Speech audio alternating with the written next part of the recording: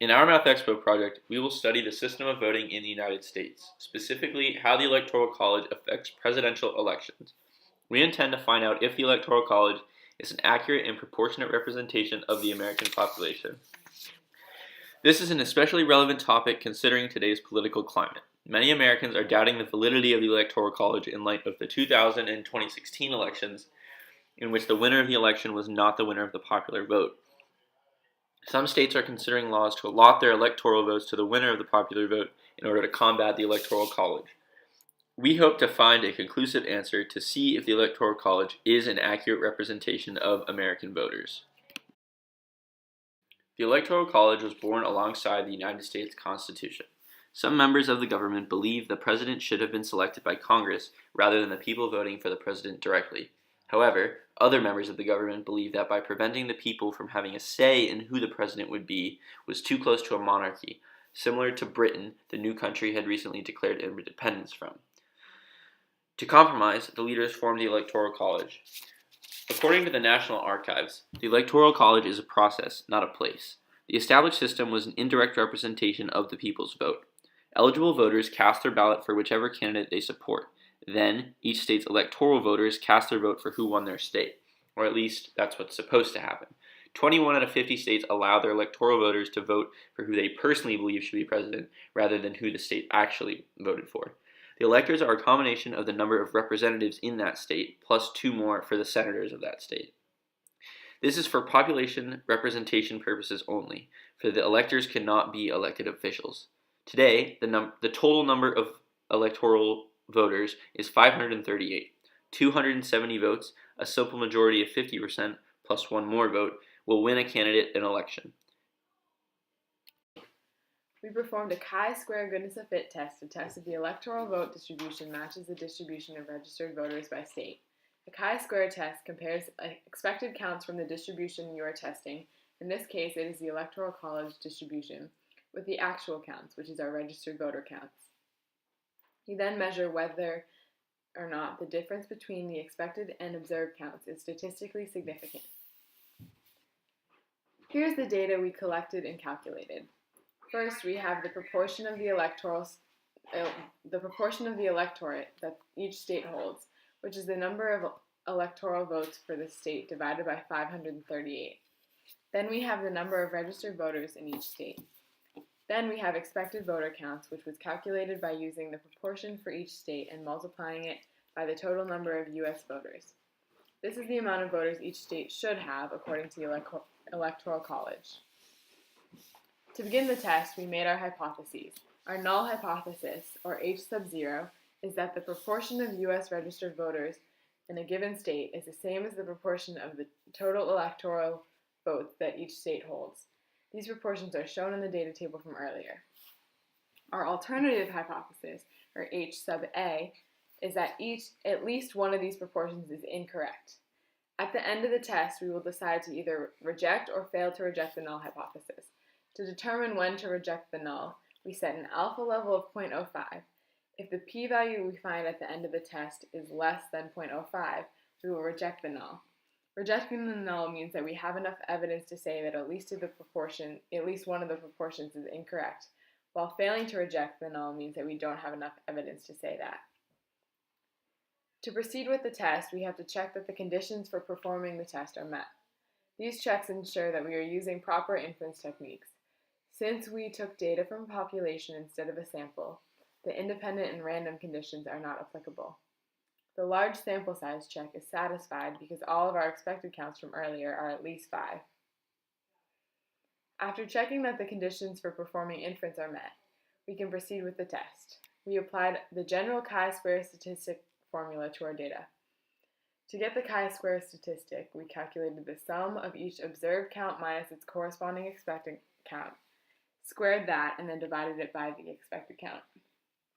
We calculated a chi-square statistic of 5,229,318.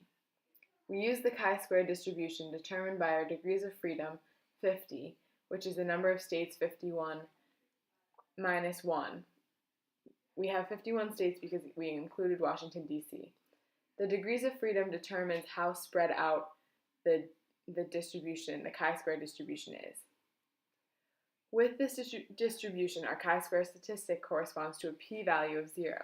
This means that if the Electoral College is a correct distribution, the probability of getting observed counts that are as far away from our expected counts or further, the probability of getting that is 0. Since the p-value is less than our alpha level, 0.05, we have sufficient evidence to say that at least one of the hypothesized proportions is incorrect, and the Electoral College is not a completely accurate representation of the distribution of registered voters among U.S. states. The state that contributed most to our chi-square statistic was Hawaii, with an individual component of 432,307.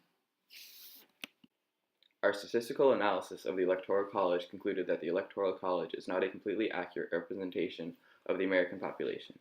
We found that not everyone's vote has equal weight because no state's proportion of the electorate is the same as their proportion of voters.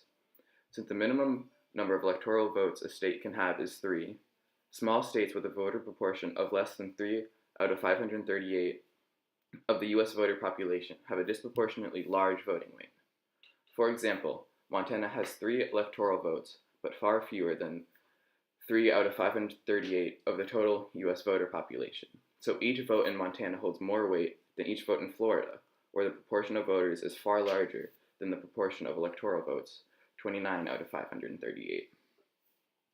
When assessing the practical significance of our conclusion, it is important to consider that the Electoral College reallocates votes every 10 years based on the U.S. Census.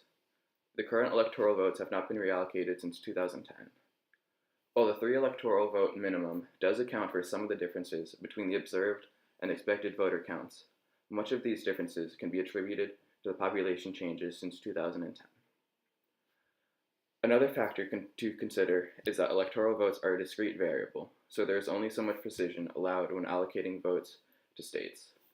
Since there are 538 votes for 157,596,000 registered voters, each electoral vote is equal to about 292,929 votes, meaning that if a state's observed minus expected votes is less than 146,464, which is half of 292,929, the state is as precisely represented by the electorate as possible.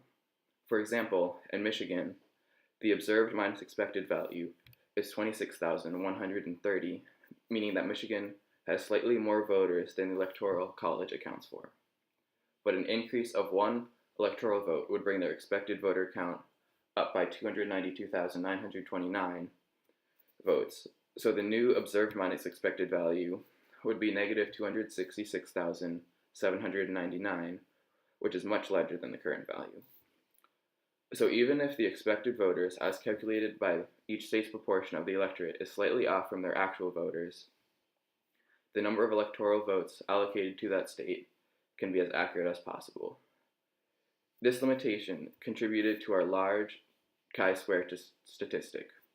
While our test produced a very statistically significant result, the practical significance of our test was limited by the outdated census and a finite number of electoral votes. We explored some possible alternatives to the Electoral College system, such as changing the amount of electoral votes for each state. However, as we concluded in our experiment, changing the electoral votes will not accurately represent the amount of voters in each state. Another idea is to split the Electoral College votes based on the proportion of votes that each candidate gets in each state. 2 states, Nebraska and Maine, have already implemented this, and maybe in the future some more states will follow.